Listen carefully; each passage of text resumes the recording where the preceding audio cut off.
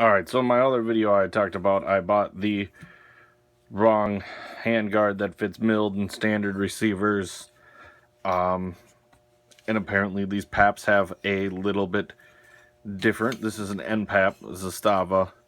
They have a little bit different handguard. First problem is this handguard. You're gonna have this gap here. I'm gonna solve that by pushing this handguard forward.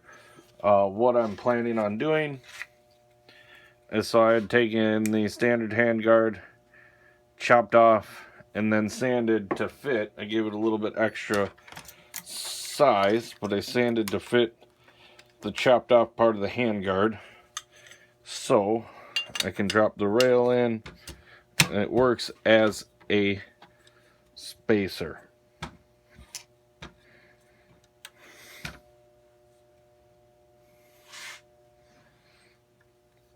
And then I lined it up and I scribed on this part, because it still needs to be flush, because I'm under the assumption, now these don't come with directions from China, but I'm under the assumption that this tab is meant to stay flat, and that actually indexes the hole, and even when it's pushed against the barrel I can't stick a flat piece of metal under there without it coming up. So I'm under the understanding that this needs to be flat, and this is the spacer, for lack of a better word, my homemade spacer. You can see it bumps up, but there's also going to be the thickness of the steel frame. So what I'm going to do is, you see my scribe marks, I'm going to file this part down, but I'm also going to pop off this spacer here, and I'll be back in a second when I pop it off. Actually getting this off is quite a bit easier than I would assume, to just pry up with a small screwdriver around, and that's popped off. So this is actually almost flush with the frame, so I'm going to try to get it to be flush as possible. I'm going to take this, put it in a vise, and I'm going to groove that small groove out to make it flush with that. Alright, I got my notch cut in. I just used this tiny little Swiss file to do that. I'll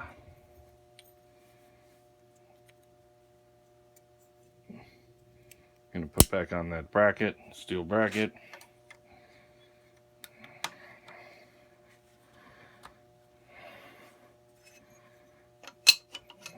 That's the wrong part.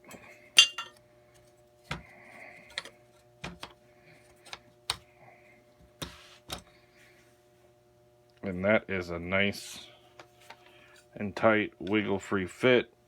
You see that that's set in that groove, just a hair. That's all we needed, and it's flush on the gun. Now, the second problem is with this top cover of the rail, because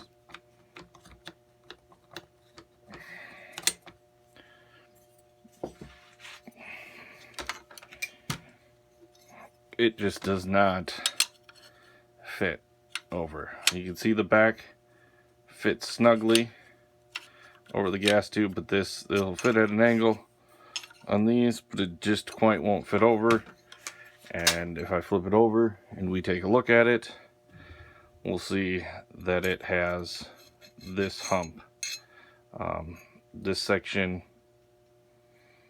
is a little bit wider. What I'm going to do is take my files and of course stone, and I'm going to go at this. This is going to take me a fair amount of time to start getting away. If I had a mill or whatever, you know, some machining tools, I would definitely just take that on a mill, line it up, and just get that all squared up. But I don't, so I'm going to do it with a good old-fashioned file. Gunsmithing for years was done with a file, so I'll be able to do it no problem.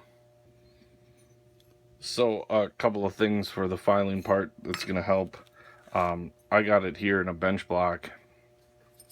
You can see I've been filing this one side. You want to make sure you have flat, even strokes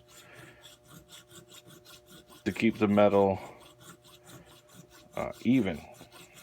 This aluminum will cut fairly quickly. The other thing is, like, your files will get clogged up with aluminum, and especially the Cerakote or whatever coating is on it. Go to the other side to keep it even.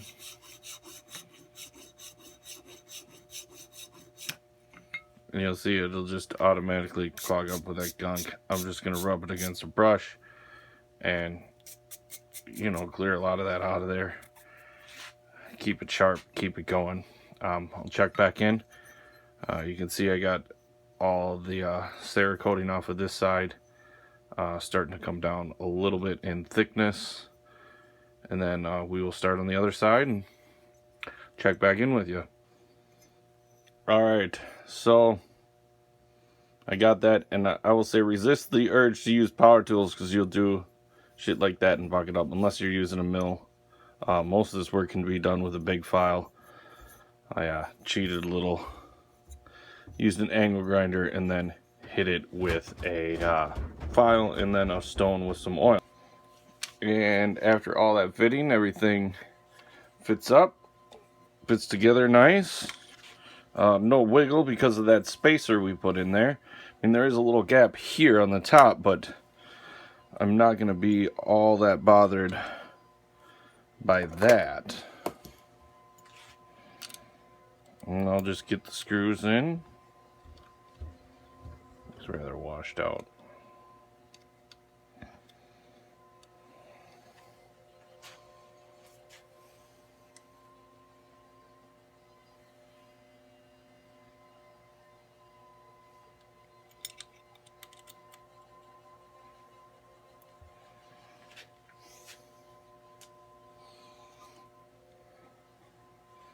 This pap sights are so bad. Like the front, I'll show you the front sight post, but then I was looking at the rear, and the rear is bent over too, and that's why I think they just move the front sight post all the way over instead of fixing the rear sight and the trunnion.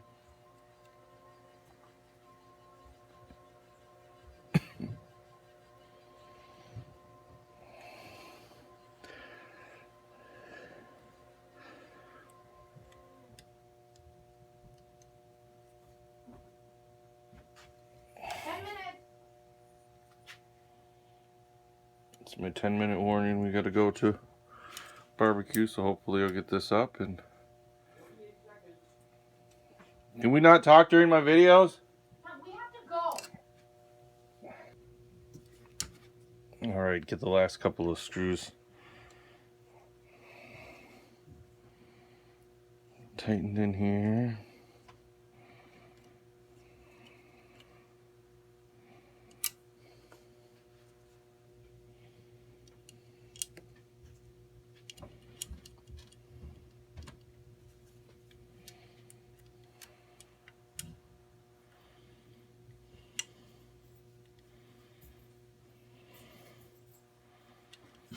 There we go.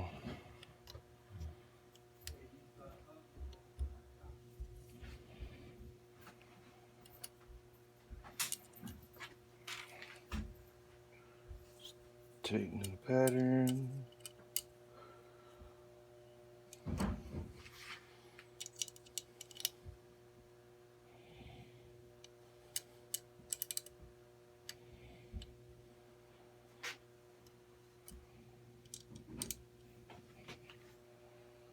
I think you could go tighter, but I just want to torque them to the gas tube because I want to make sure the bolt is still going to ride and function correctly. And then we just have the AFG I'm going to put on here.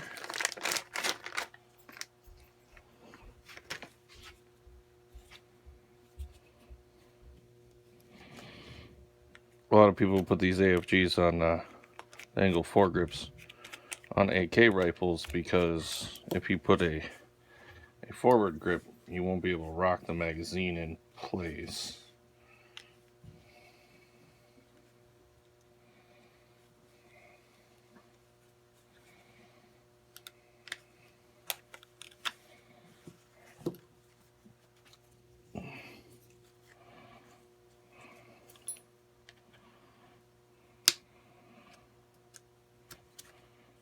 Ouch.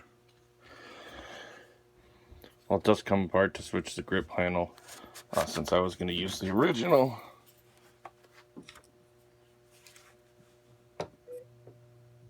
I'll just slide it down.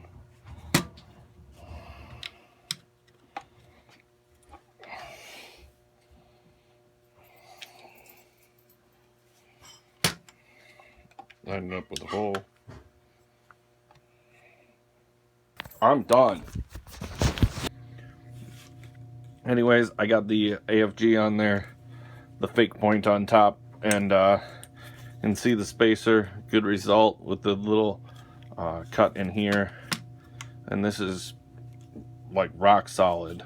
The trimming on the top part of the quad rail here and everything lines up, so that is how to fit a Romanian or a standard rail, one of these UTG rails. I think this one is a different brand, but they're all the same Chinese rail.